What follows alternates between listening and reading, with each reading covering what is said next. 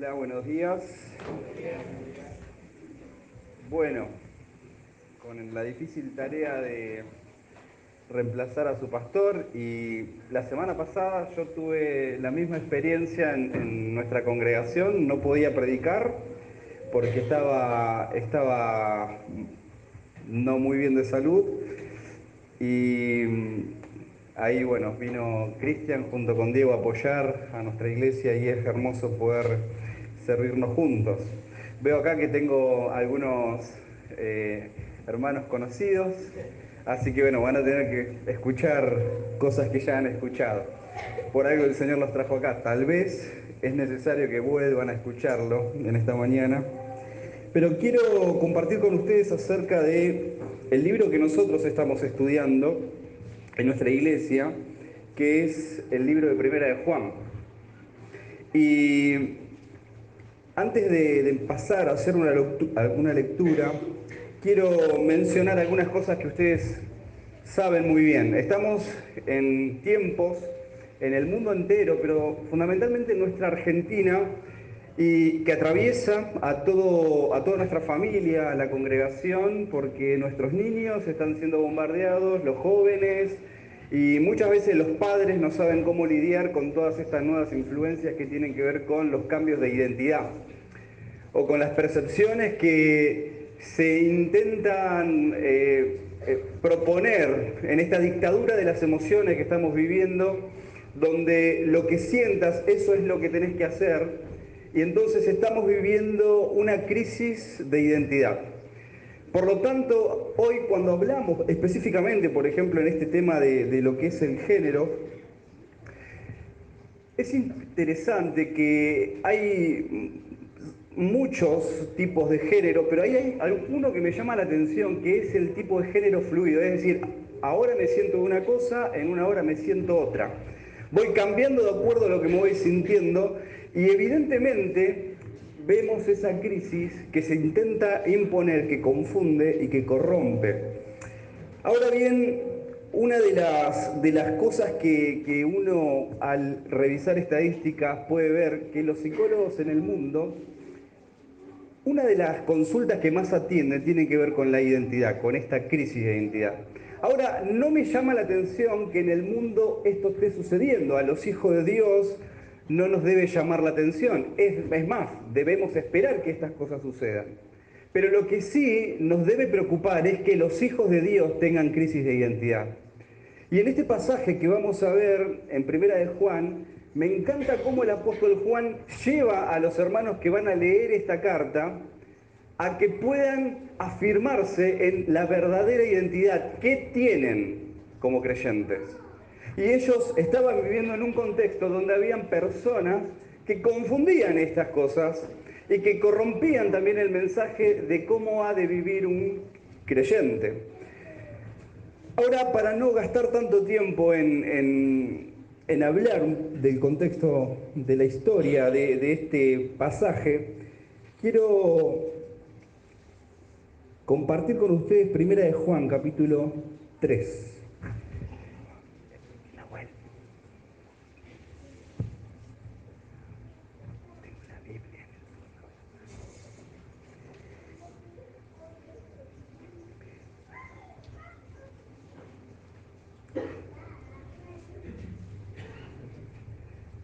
Sí, perdón, ahí atrás, en el fondo, cuando vine, dejé la Biblia ahí, a ver si me la puedes alcanzar.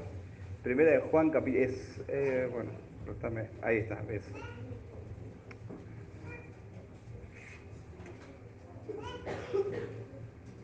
Primera de Juan, capítulo, bueno, esa no es, pero no importa, vamos a predicar con esto. Bueno, si encuentran una Biblia ahí en el fondo, después es mía. Primera de Juan, capítulo 3, dice la palabra de Dios: mirad cuál amor nos ha dado el Padre para que seamos llamados hijos de Dios. Por esto el mundo no nos conoce, porque no le conoció a Él. Amados, ahora somos hijos de Dios, y aún no se ha manifestado lo que hemos de ser. Pero sabemos que cuando Él se manifieste, seremos semejantes a Él, porque le veremos tal como Él es. Y todo aquel que tiene esta esperanza en Él, se purifica a sí mismo, así como Él es puro. Quiero invitarlos a orar juntos en esta mañana, porque necesitamos inclinar nuestro oído a la palabra de Dios. Y hoy vamos a estudiar un pasaje que nos habla de que nuestra verdadera identidad es esta: somos hijos de Dios. Y esta palabra, hijos de Dios, es una frase que usamos tanto que a veces puede resultarnos tan familiar que no le damos el peso y el valor y la trascendencia que tiene esta frase, hijos de Dios. Pero cuando yo digo soy un hijo de Dios, como la usamos tanto, a veces podemos caer en esta familiaridad y no darle el peso que verdaderamente tiene. Y es mi deseo en esta mañana que a través de estos pasajes podamos darle esa importancia, que meditemos juntos en nuestro corazón y que nos gocemos juntos de esta verdad. Somos hijos de Dios. Vamos a orar. Señor, muchas gracias en esta mañana. Gracias por la oportunidad que nos das de compartir entre iglesias. Gracias por el privilegio que me das en esta mañana de compartir con esta hermosa congregación. Oramos por la salud de la familia pastoral. Oramos para que el Señor consuele sus vidas y los sane. Padre, gracias porque cada domingo podemos reunirnos como familia, porque cada domingo podemos reunirnos para tener comunión juntos unos con otros y estar delante de ti para celebrar tu nombre, para adorarte y para escuchar tu palabra. Y en este momento, Señor, pedimos que hables a nuestras vidas y que nos enseñes, que nos guíes, que nos exhortes, que nos corrijas. Y queremos agradecerte porque podemos ser llamados hijos de Dios. En el nombre de Jesús, amén y amén.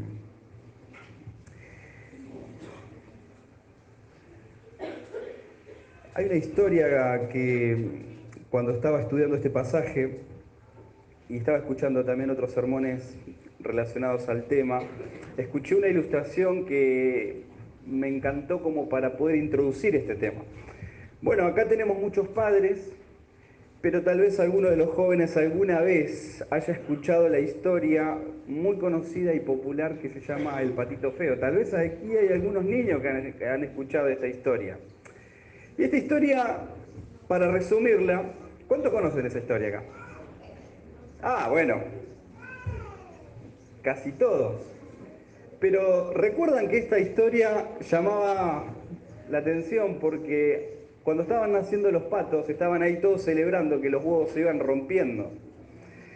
Entonces se iba rompiendo el primero, el segundo, y todos los patitos ahí celebraban que nacía uno nuevo. Pero había un huevo que se distinguía del resto, que era de otro color, que era de otro tamaño y que tardaba más. Fue el último en romperse y cuando empezó a romperse, vieron que lo que salió de ahí era de otro color, no era igual a ellos.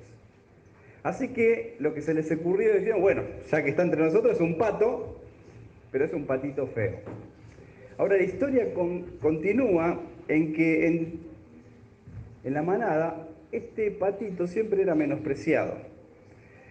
Y no vivía, no podía griznar igual que el resto, era maltratado, entonces decidió irse. Y en ese camino, en ese escaparse, llega a un lago donde de repente ve que había unos cisnes ahí en el agua. Pero tuvo ganas de acercarse, pero se sentía tan mal que decía, bueno, acá también me van a menospreciar, entonces voy a seguir mi camino, pero antes voy a tomar agua. Y cuando fue a tomar agua, ¿qué pasó? Se vio a sí mismo, miró a los cisnes y dijo, acá hay algo. Yo me parezco a ellos, yo pertenezco a ellos. Y ahí la historia encuentra su punto donde el patito feo entendió que en realidad no era un pato, en un cisne. Ahora, esta historia que parece insignificante para el tema que vamos a ver hoy, nos conecta en que si no sabemos lo que somos, es muy difícil que vivamos como tal. Y si nosotros somos hijos de Dios y no entendemos lo que eso significa y no tenemos con claridad cuál es el ADN y cuál es la identidad que tenemos, lamentablemente no hemos de vivir como tal. Y por eso en este capítulo el apóstol Juan introduce este pasaje que nos lleva a nuestra verdadera identidad. Normalmente pensamos que la vida cristiana se trata de hacer cosas. Y es verdad, tenemos que hacer, tenemos que cuidar la comunión, tenemos que cuidar la santidad, tenemos que vivir haciendo buenas obras, tenemos que vivir una ética diferente porque somos diferentes en este mundo. Y tenemos que hacer cosas diferentes porque somos trigo en medio de la cizaña, somos luz en medio de la oscuridad, somos sal en este mundo. Pero antes de hacer, la vida cristiana tiene, o mejor dicho, antes de preguntarnos qué debemos hacer o qué más debemos hacer, es muy importante hacernos la pregunta de quiénes somos. Porque la vida cristiana es mucho más que hacer cosas, sino que es más importante entender qué somos. Así que en este pasaje de 1 de Juan, capítulo 3, quiero que vayamos por estos versículos.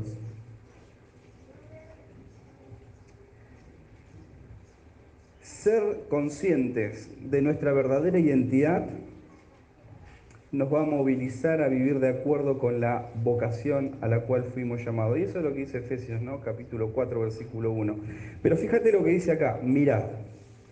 Mirad cuál amor nos ha dado el Padre. Pero esta palabra mirad es una expresión que Juan no la pone por casualidad o para poder poner algo. Cada palabra de nuestra Biblia, cada palabra de la Escritura es inspirada por Dios. Y mirad es muy importante, porque nos está conduciendo a nosotros a que prestemos atención a algo que Juan va a decir. Mirad. Es una expresión tan significativa que significa, mirad qué, bueno, el pasaje dice, ¿cuál amor? Pero ¿cómo podemos mirar el amor? Bueno, el apóstol desea que nosotros consideremos y reflexionemos sobre ese amor.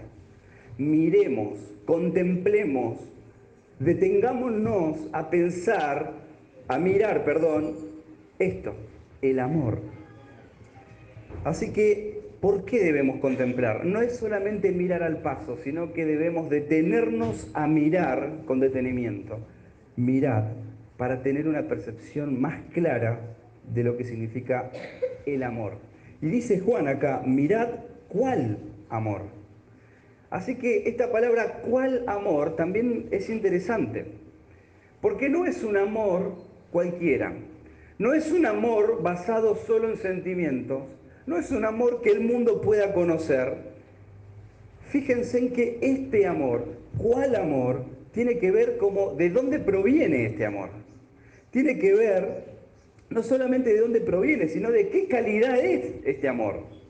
No solamente eso, sino que este amor tiene una dimensión que no se puede comparar con el amor que el mundo conoce. Así que mirad cuál amor nos lleva a pensar no solamente de dónde procede, cuál es su dimensión, sino también quién lo da. Entonces, si nos empezamos a inclinar y dejar guiar por el apóstol Juan hacia lo que él nos está diciendo, hermanos, en esta mañana miremos, contemplemos, detengámonos a pensar y a mirar este amor. Recordemos de dónde proviene, quién lo da y cuál es su calidad. Así que contemplar esta clase de amor nos va a llevar a asombrarnos. Si meditamos en este amor, nos va a llevar a asombrarnos. ¿Por qué? Porque hay un contraste en el amor que Juan nos habla y el amor del mundo. Este amor es mucho más que el amor filial y es mucho más que el amor sentimental de la pareja. Este es un amor incondicional, es un amor sacrificial, Esta clase de amor asombra a cada persona que se detenga a contemplarlo. Porque nosotros como creyentes, como escuchamos estas cosas tantas veces, no nos detenemos a contemplarlo, entonces no nos vamos a asombrar. Pero si en esta mañana una persona se detiene a mirar con atención este amor, el resultado es asombrarse. Esta clase de amor asombra a quien lo considera y a quien lo experimenta. ¿Por qué? Porque esta clase de amor es el ADN que está en nosotros. ¿Por qué? Porque nosotros hemos recibido ese amor. Ese amor no nace de nosotros. Ese amor fue recibido por nosotros. Y lo podemos practicar. Romanos capítulo 5 nos dice que el Señor nos ha dado con su Espíritu su amor. Ha derramado su amor en nosotros. No es un don el amor, sino que nos ha inundado del amor. De esta clase de amor que no proviene de nosotros.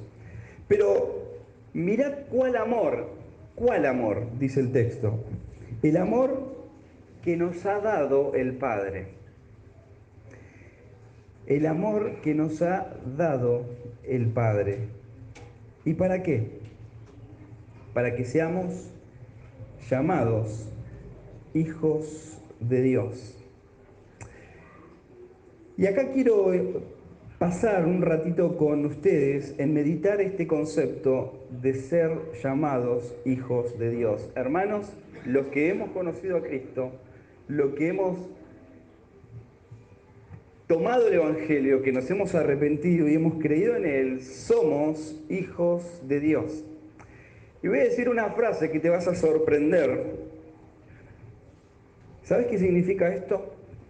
Que si somos hijos de Dios, Dios es nuestro Padre. Y vos me dirás, ¿cuántas horas tuviste que pasar para descubrir eso? ¿Cuántas horas estudiando tuviste que pasar para saber eso? A ver, no tanto. Pero si lo pensamos, si soy un hijo de Dios, Dios es nuestro Padre. Entonces la pregunta que viene es, ¿quién es Dios? Y empezar a considerar quién es Dios nos va a llevar a asombrarnos mucho más todavía, porque ese amor proviene de ese Dios. Y ese Dios nos ha dado su amor a nosotros. Perdón. Nos ha mostrado su amor a enviarnos a Cristo. Pero nos ha llenado de su amor cuando le hemos conocido. Este Dios es nuestro Padre y es el Dios eterno. Nosotros somos hijos del Eterno. Somos hijos del Dios Santísimo, 3 veces santo. Dios es el Creador. Perdón. Somos hijos del Creador. Bueno, han escuchado esa frase, ¿no? Yo no soy el dueño del mundo, pero soy hijo del dueño. Es una frase popular, pero es verdad. Es verdad. Somos hijos del Creador. Y lo más importante acá, hermanos, es que no es que nosotros podemos decir, yo soy un hijo de Dios. No, es Dios que nos llama a sus hijos, de acuerdo a este pasaje. Dios llama hijos a aquellos que han abrazado el Evangelio y que por estar en comunión con Él lo pueden experimentar. Los hijos de Dios no son aquellos que solamente participan de una reunión. Gracias, Fidel. Los hijos de Dios son aquellos que han creído en el Evangelio, que se han arrepentido y que pueden tener comunión con Él. Y segunda de Pedro, capítulo 2, capítulo 1, versículo 4, dice que los hijos de Dios participan de su naturaleza divina. Y esto es increíble, que como hijos de Dios podemos tener comunión con Él y participar de su naturaleza divina. Sí, nosotros, los hijos de Dios. Bueno, voy a hacer un paréntesis para decirles que cuando Diego me llamó, ya ayer estuvimos conversando un poquito y yo le decía que yo también estaba pensando pedirle que me reemplace esta noche, porque vengo con un problema grave de la garganta y me suelo quedar cada vez sin voz. Y en estos días estuve padeciéndolo bastante, así que sepan comprender que por momentos tengo que parar porque me duele mucho la garganta. Dios nos llama sus hijos, así que podemos vivir ese privilegio de ser hijos de Dios. Dios es el que otorga el derecho de ser hijos de Él. En Juan 1:12 es un pasaje conocido para ustedes. El concepto bíblico de hijos significa que el que cree alcanza esa nueva posición de hijo, pero que también puede tener una relación con el Padre y que también es una persona que recibe todo el derecho, todo lo que conlleva, toda la heredad de ser hijos de Dios.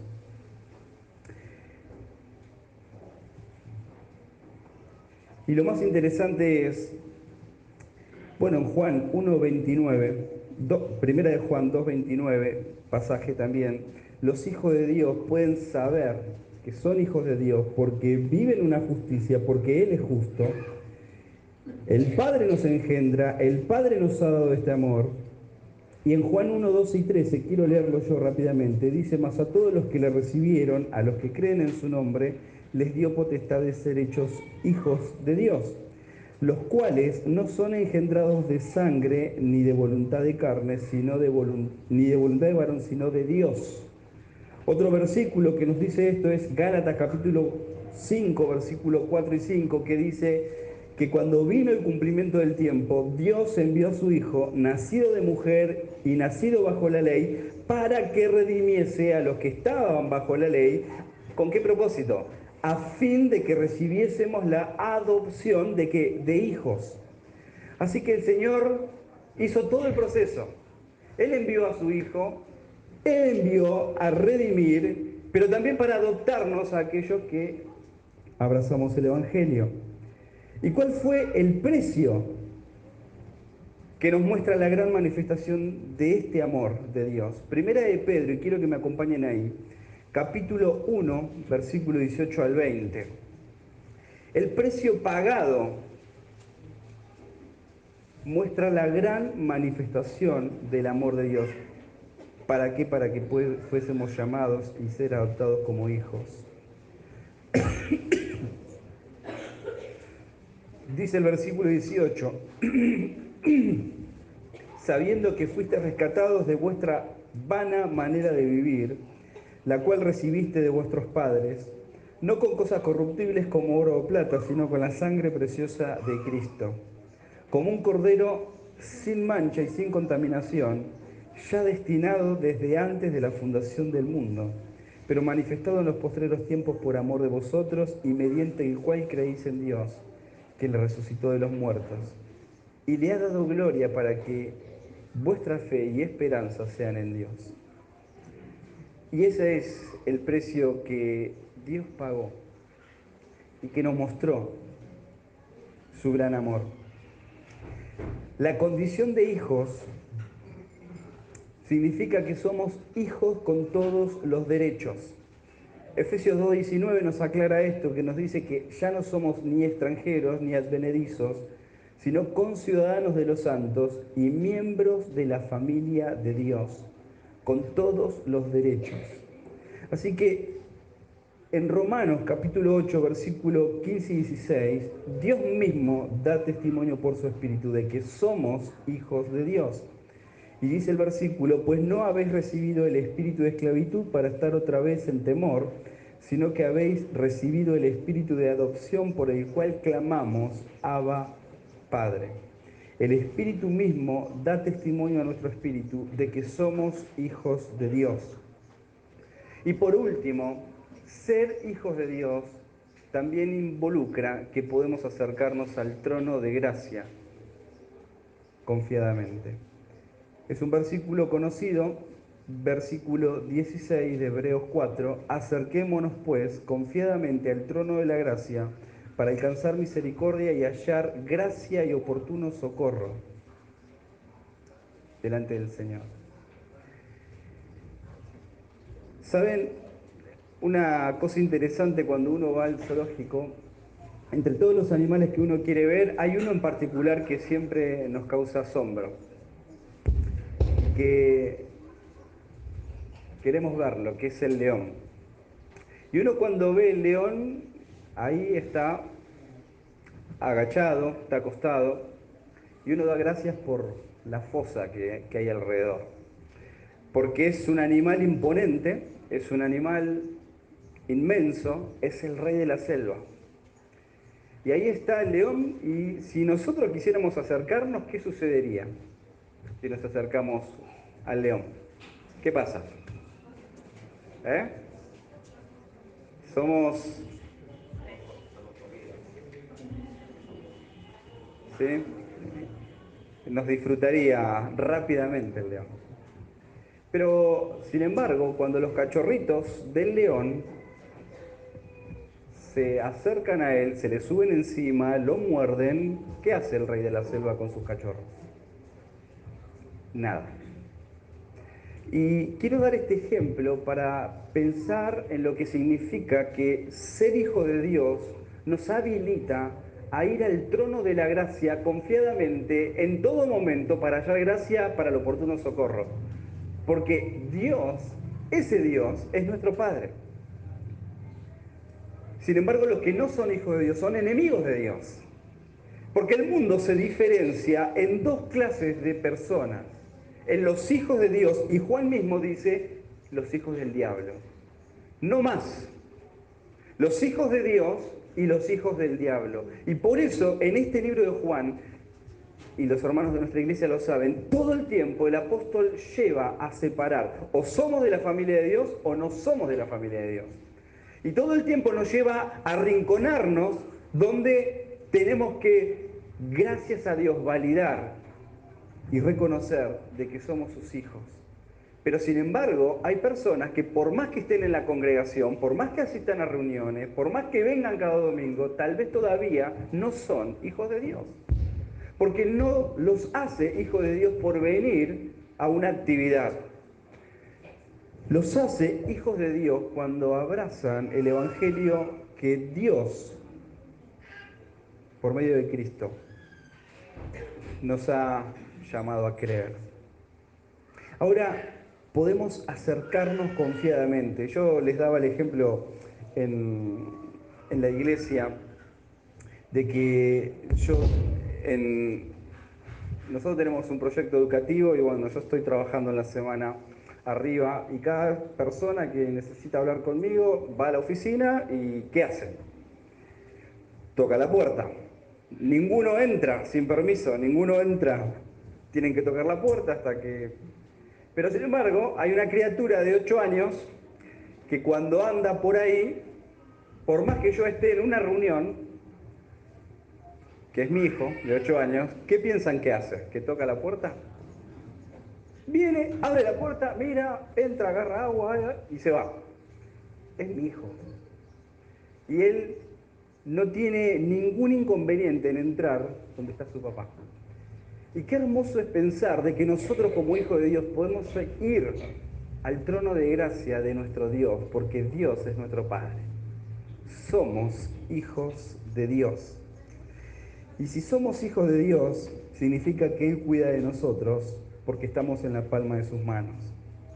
Y cuando hablamos de la paternidad de Dios, en este caso, como fue mi experiencia, tal vez algunos de ustedes tengan una mala imagen de lo que significa la paternidad por lo que hayan vivido en sus vidas.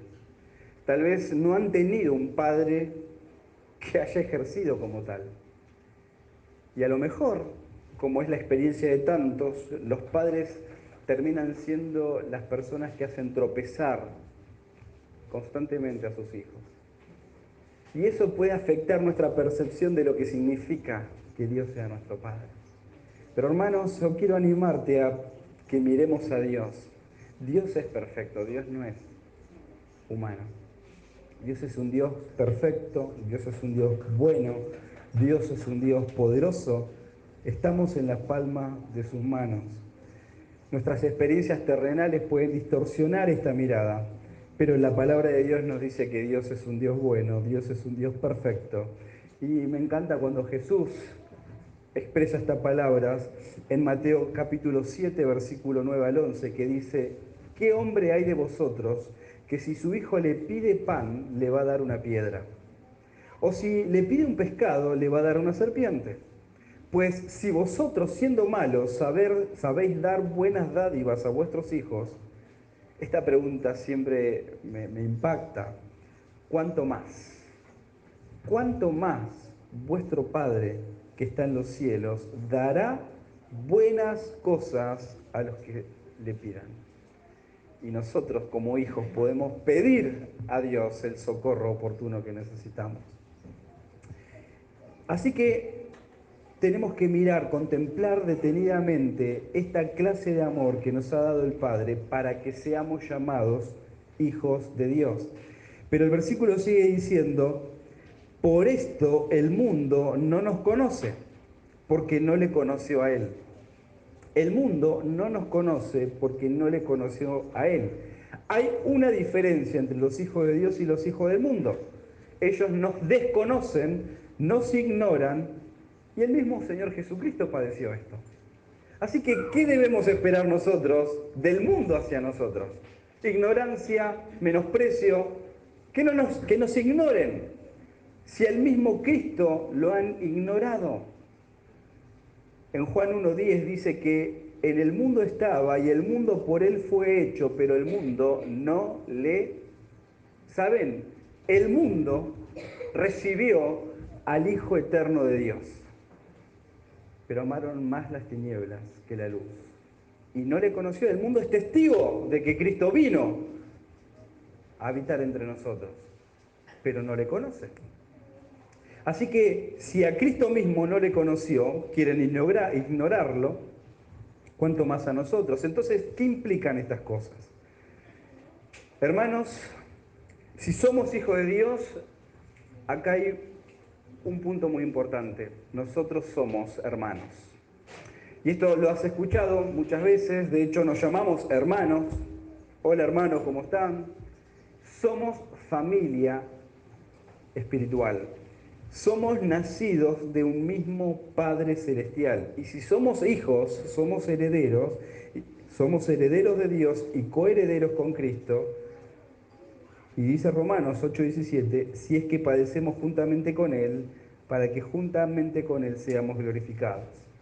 No todos somos hijos de Dios, solamente aquellos que han conocido a Cristo por medio del Evangelio.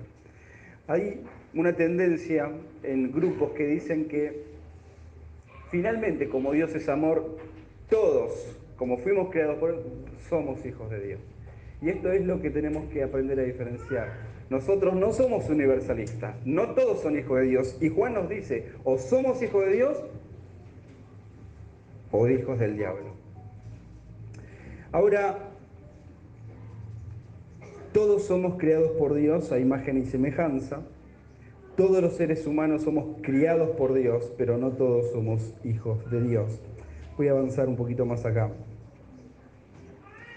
Dios nos otorga el privilegio de ser sus hijos y vivir como tal implica que valoremos a los hermanos de la congregación como parte de mi familia y que nos ocupemos de ellos. Por eso un cristiano que no vive la comunión en la congregación deja muchas preguntas, porque no se puede vivir la vida cristiana de forma individual. La vida cristiana, en esencia, se debe vivir en comunión. Si una persona, por más que diga, yo soy hijo de Dios, yo asisto a una congregación, pero no tiene comunión, deja la pregunta ahí si verdaderamente es un hijo de Dios, porque como hijo de Dios, su ADN le invita a vivir en comunión. Y esto implica que si somos hijos de Dios, somos hermanos, porque somos sus hijos. Y si somos sus hijos, hemos de vivir como el Padre dice que vivamos. Y una familia que vive como tal, valora a los miembros de su familia. Ahora, uno puede decir, sí, pero mi familia no es así. Ahora, que la familia humana sea disfuncional es una cosa, pero la familia, creada desde la perspectiva bíblica, valora a los miembros de la familia. se ocupa de los miembros de la familia, gasta tiempo, los cuida, provee para ellos, se interesan unos a otros. Y por lo tanto nosotros como familia espiritual debemos vivir esas cosas, debemos ocuparnos unos a los otros, debemos cuidarnos unos a otros, debemos exhortarnos unos a otros. Si no vivimos la comunión, entonces tenemos que contestar esa pregunta: ¿por qué no está viviendo la comunión en la congregación? No se puede ser un cristiano a la distancia y vivir en la familia de la congregación. Hoy se está poniendo muy de moda en personas que participan de cultos online y simpatizan con ciertas congregaciones, pero lamentablemente esas congregaciones no conocen a esta persona y esta persona no conoce a nadie de esa congregación. ¿Quién lo exhorta? ¿Quién le enseña? ¿Quién lo anima? ¿Cómo vive el principio de los unos a los otros? Es imposible. Nosotros somos llamados a vivir estas cosas en comunión en cada congregación donde el Señor nos puso y que podamos vivir los unos a los otros. Así que estas son algunas implicaciones, pero también hay una nueva realidad. Dice el versículo 2: amados, ahora somos hijos de Dios. Ahora somos hijos de Dios. Y esta es la realidad presente que nosotros debemos valorar en nuestro día aquí en la tierra. Este tiempo, este verbo está en tiempo presente. Ahora somos. Somos hijos de Dios significa somos hijos de Dios. Ahora, hoy y siempre. Somos hijos de Dios ahora y siempre. Y Juan no se pone ahí como el apóstol, sino que Juan se pone en esta expresión, amados. Y si Juan dice amados, no lo está diciendo por palabrería. Juan no, de hecho Juan dice, hermanos, no amemos de palabra ni de lengua, ¿verdad? Amemos en hecho y en verdad. Y cuando Juan utiliza esta expresión, amados, es porque tiene la capacidad de amar, porque Dios le dio esa capacidad de amar a los hijos de Dios. Nosotros podemos amarnos verdaderamente unos a otros con el amor de Dios. Podemos perdonarnos, podemos consolarnos unos a otros, podemos vivir este concepto de amarnos. Y Juan lo expresa: hermanos, no tengan miedo de expresar el amor, no solamente en hechos prácticos, sino de palabras con los hermanos. Juan dice, amados, se los hace saber, ahora somos hijos de Dios.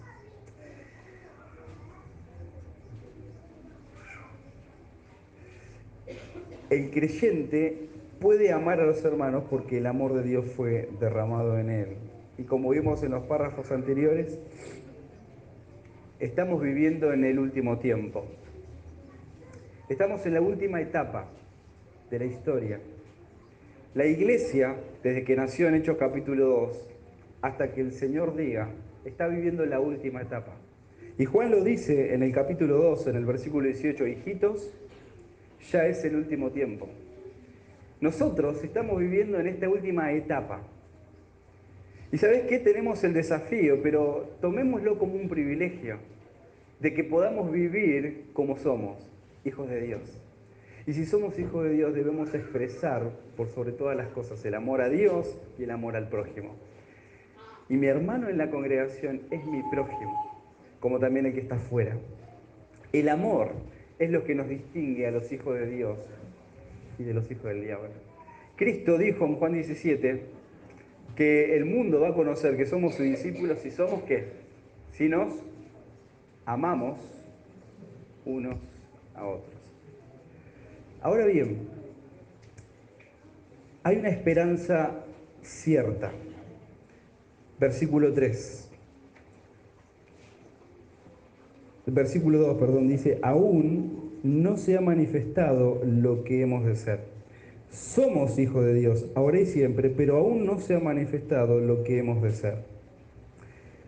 Y como hijos tenemos el privilegio hoy de vivir la comunión con Dios, pero todavía no está completo lo que hemos de ser.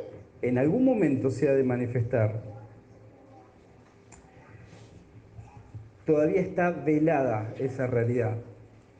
Pero no solamente hay una esperanza cierta, sino que también hay un futuro seguro. Aunque todavía no se ha manifestado de lo que hemos de ser, sabemos que cuando Él se manifieste, Cristo es esperado por todos los hijos de Dios en el mundo. La iglesia está esperando a Cristo. Nosotros nos reunimos hoy en el nombre de Cristo y esperamos su venida. Nosotros en nuestra congregación cantamos una canción donde hay una frase en uno de esos himnos donde decimos, esperamos tu día, Señor. La iglesia debe vivir con esto en mente porque esta es nuestra esperanza. Estamos esperando que el Señor se manifieste. Así que lo esperamos porque Él lo prometió. Él dijo que va a volver por nosotros. En Juan capítulo 14, en el versículo 1 al 4, dice estas palabras. No se turbe vuestro corazón. ¿Creéis en Dios? Perdón. Creed también en mí. En la casa de mi Padre muchas moradas hay. Si así no fuera, yo los hubiera dicho. Voy pues a preparar un lugar para vosotros. Y si me fuere y os prepararé el lugar, vendré otra vez y os tomaré a mí mismo para que donde yo estoy, vosotros también estéis. Y sabéis a dónde voy, y sabéis el camino. Vendré otra vez y os tomaré a mí mismo. Esa expresión nos viene a buscar. Así que nosotros en esta mañana podemos reivindicar esto. Estamos esperando su venida. Y esta promesa era muy esperada por los apóstoles. Esta promesa es muy esperada por la iglesia. En 1 de Tesalonicenses, Pablo habla de esto. Porque el Señor mismo, con voz de mando, con voz de arcángel y con trompeta de Dios, descenderá del cielo, y los muertos en Cristo resucitarán primero.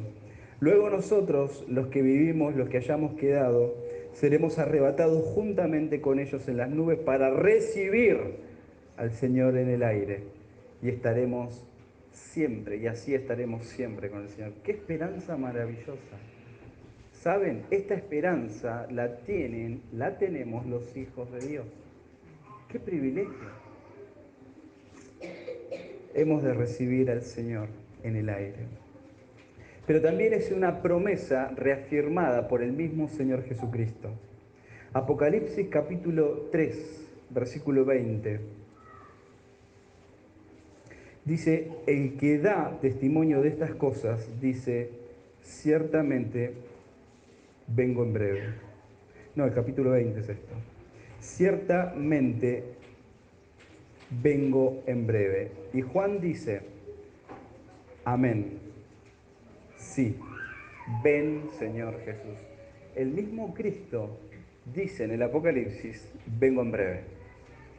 Así que hermanos, como hijos de Dios, tenemos que estar atentos y esperanzados en su venida. Porque esta es la gloria que estamos esperando. Lo que dice el versículo acá a continuación. Que cuando Cristo se manifieste, así como todavía no se ha manifestado lo que hemos de ser, pero que cuando Cristo se manifieste, seremos semejantes a Él, como Cristo. Y acá, eso es lo que esperamos.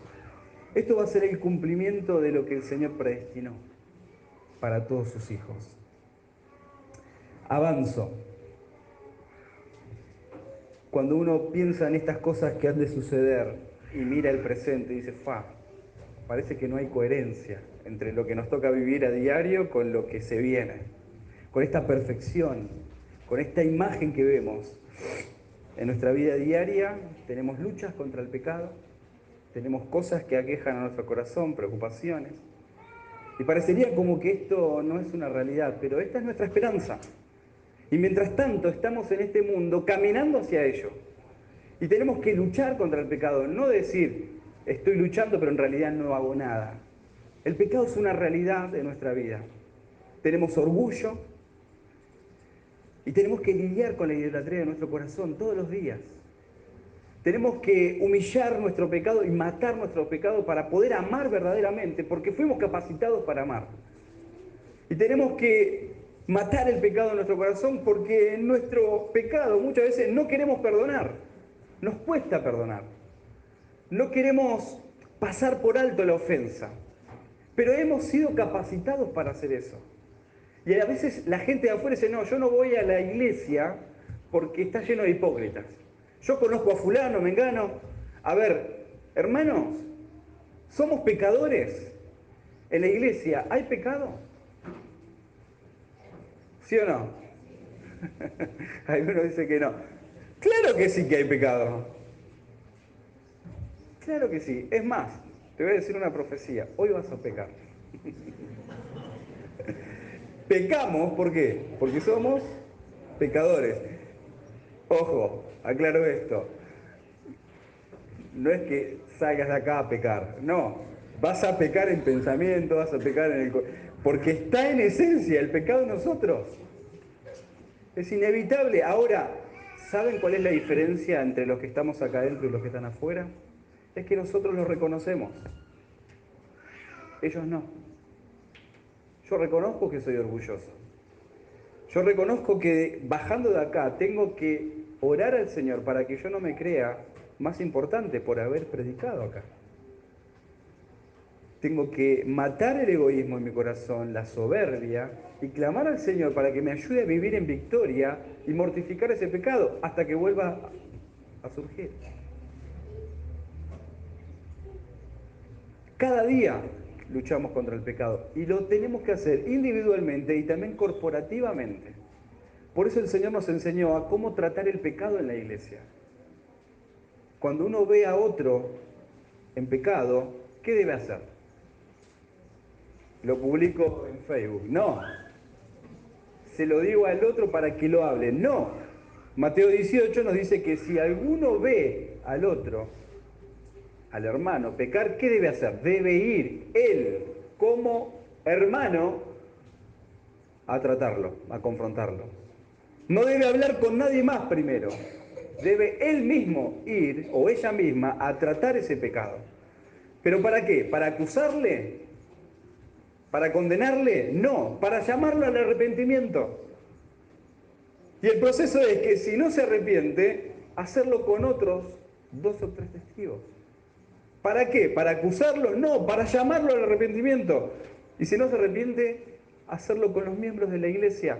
Pero no todos los miembros para acusarlo, no, para mostrarle amor, para llamarlo al arrepentimiento de diferentes formas. Esa es la responsabilidad que tenemos porque el pecado es una realidad y lo reconocemos. Nosotros sabemos que tenemos pecado, pero el mundo no lo reconoce.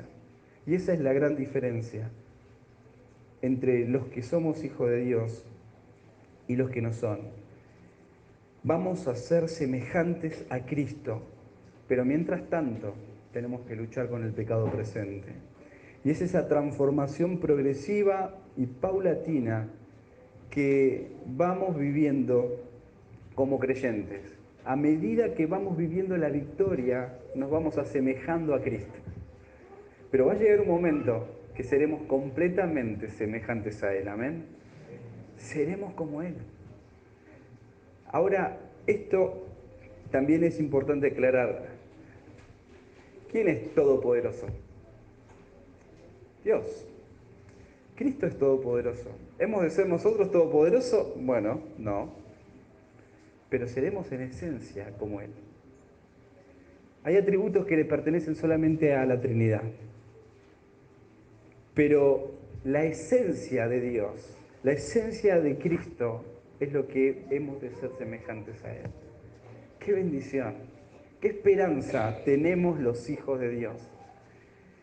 Y no hay razón para tener crisis de identidad. Si soy un hijo de Dios, hemos de vivir como tal. Acordate, tenemos pecado y tenemos que luchar contra él, pero somos hijos de Dios. El ADN del Señor está en nosotros. Somos salvados por Él y somos llamados por Él. Y cuando la Biblia dice acá en este pasaje de Juan que por eso el mundo no nos conoce, no nos conocen, nos ignoran. Pero este pasaje nos está diciendo que somos llamados y conocidos como hijos de Dios por Dios mismo. Y eso es lo que nos debe importar. Eso es lo que nos debe dar gozo, eso es lo que nos debe dar asombro. El Creador nos llama a sus hijos. ¡Qué bendición! ¡Qué bendición! Pero hay consecuencias, y con esto termino. El versículo 3 dice, y todo aquel que tiene esta esperanza, ¿en quién? En Él, se purifica a sí mismo. La esperanza del cristiano está y es Cristo mismo. En Colosenses 1:27 dice, a quien Dios quiso dar a conocer las riquezas de la gloria de este misterio entre los gentiles. ¿Cuál es el misterio? Que es Cristo en vosotros, la esperanza de gloria. Para el Hijo de Dios, la esperanza está en Cristo y es Cristo mismo. Y si tenemos esta esperanza en Cristo, si nuestra esperanza es Cristo, ¿la consecuencia cuál es? Versículo 3 nos dice que se purifica a sí mismo. Si yo digo que tengo esta esperanza, pero no lucho contra el pecado y purifico mi vida por la palabra, y es esto a donde Juan nos lleva todo el tiempo en los condicionales que Juan habla. Si yo tengo esta esperanza, entonces me purifico. Es decir, que si no me purifico, probablemente no tenga esta esperanza. Porque esta es la lógica que Juan escribe constantemente. Y exhorta y vuelve a exhortar para comparar y diferenciar todo el tiempo. O soy hijo de Dios o no soy un hijo de Dios. Pero nosotros, si hemos abrazado el Evangelio, podemos saber que somos hijos de Dios. ¿Por qué? Porque el Espíritu de Dios da testimonio en nosotros, como leímos en Romanos, que somos sus hijos. Pero si eso no sucede en tu vida, yo te animo a que hables con el pastor. Si eso no sucede en tu vida, si para vos no hay una diferencia que cuando pecas, el Espíritu de Dios obra en tu vida, si para vos no hay una diferencia entre lo que fue pasar de muerte a vida, de no tener a Dios a tener a Dios, entonces yo te animo a hablar con el pastor, con alguno de los líderes. Porque si tenemos esta esperanza, entonces hay una vida activa de lucha contra el pecado. El que tiene esta esperanza se purifica a sí mismo. Este concepto de purificarse es decir, de mantenerse sin mancha moral. Es decir, que cuando se manifiestan situaciones de pecado en mi vida, rápidamente trabajo para mortificarlo. El proceso de purificación, de santificación, le pertenece... ¿Está bien? Creo que se lastimó fuerte. ¿Quién es el que purifica? ¿Quién puede purificar? Dios. Pero la tarea, la responsabilidad de procurar esa purificación, esa santificación es Dios, es el creyente. Ponerme delante de Dios, tomar su palabra, obedecerla, memorizarla, meditarla, aplicarla, es la tarea que nos toca a nosotros. ¿Por qué? Porque tenemos esa esperanza, pero Él es el que me santifica. Porque Jesucristo dijo, Señor, santifícalos en tu verdad. ¿Y qué es su verdad? Su palabra. Ella me puede santificar. Nos purificamos por su palabra. El Espíritu de Dios opera en nuestra santificación. ¿Con qué propósito? Para poder vivir conforme a ese carácter santo al cual Dios nos llama a vivir. Y si vivimos esa práctica, la Biblia nos dice que hay frutos. ¿Hay frutos de qué? Del Espíritu. Ese Espíritu que Dios ha dado a nuestra vida tiene frutos. Y dice Gálatas que el fruto del Espíritu es amor, gozo, paz, paciencia, benignidad, bondad, fe, mansedumbre, templanza, y que contra tales cosas no hay ley. Nuestra responsabilidad no es El fruto lo da el Espíritu, nosotros no. Pero nuestra responsabilidad es vivir luchando contra el pecado, purificándonos en su palabra para poder vivir estos frutos. Así que la responsabilidad del creyente involucra lo que dice Gálatas capítulo 5, versículo 16. Digo pues, andad en el Espíritu y no satisfagáis los deseos de la carne. Cuando tenés tentaciones, la responsabilidad del creyente es, ¿qué? Andar en el Espíritu. Y no satisfacer aquello que va en contra de la voluntad de Dios. Eso es a lo que el Señor nos llama a vivir en esta esperanza.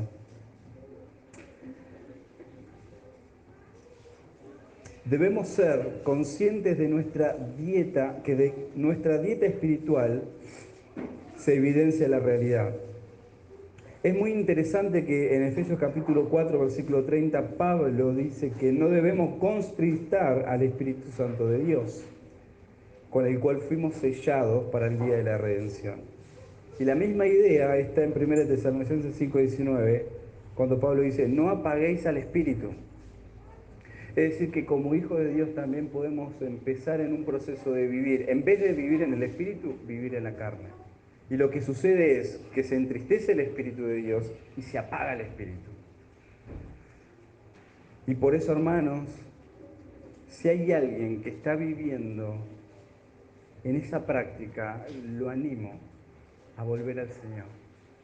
Lo animo a acercarse, a hablar con algún hermano que te pueda guiar en la palabra, a volver al Señor y a empezar a vivir una vida en santidad. Porque la podemos vivir. Y porque el Señor nos llama a vivir con esa esperanza. Y por lo tanto, vivir purificándonos. Como creyentes debemos ser responsables de nuestra purificación personal. Segunda de Corintios 7:1 dice, así que, amados, puesto que tenemos tales promesas, limpiémonos de toda contaminación de carne y de espíritu, perfeccionando la santidad en el temor de Dios. ¿Y por qué tenemos que tener este comportamiento? ¿Cuál es la razón? El versículo dice que todo aquel que tiene esta esperanza en Él se purifica a sí mismo y la razón es porque Él es puro. Si yo vivo en obediencia al Señor, tengo mi esperanza en Cristo, el Señor es puro. Y el Señor nos llama a vivir en esa misma vida de pureza. Cristo es puro y se refiere que Él es santo, Él es libre de relación con el pecado. Y esta es la consecuencia de nuestra identificación con Él. Termino con unas preguntas. Y te animo a pensar por un momento, si soy un hijo de Dios, ¿cuánto valor y asombro hay en mi vida por esta verdad? Segunda pregunta, ¿es Cristo mi esperanza? Y tercera pregunta que tiene que ver con la práctica. ¿Qué cosas en esta mañana necesito purificar en mi vida? Tal vez una forma de pensar, tal vez algún hábito. ¿Qué necesito purificar en mi vida? Si somos hijos de Dios, vivir esa identidad involucra que nos purifiquemos a nosotros con la palabra de Dios, porque Cristo es puro. Si Cristo está en mi vida, el Señor está en mi vida, debemos procurar vivir en santidad, porque podemos hacerlo. ¿Qué necesito purificar en mi vida en esta mañana? Vamos a orar. Señor, muchas gracias en esta mañana por tu palabra. Gracias por lo que vemos en esta carta hermosa y por lo que nos hablaste en esta mañana. Quiero agradecerte por esta iglesia, por esta congregación. Oramos por la salud de todos los hermanos, especialmente de la familia del pastor. Y te pedimos, Señor, que podamos vivir estas cosas como congregación, que nos ayudemos mutuamente a vivir en pureza, a luchar contra el pecado. Lo necesitamos, Señor, y te lo pedimos en el nombre de Cristo, que podamos asombrarnos en la maravillosa expresión del amor de Dios, que podamos asombrarnos en que somos hijos de Dios. Y como hijos de Dios no debemos vivir contrario a esa identidad, Señor. Te lo agradecemos en esta mañana en el nombre de Jesús. Amén.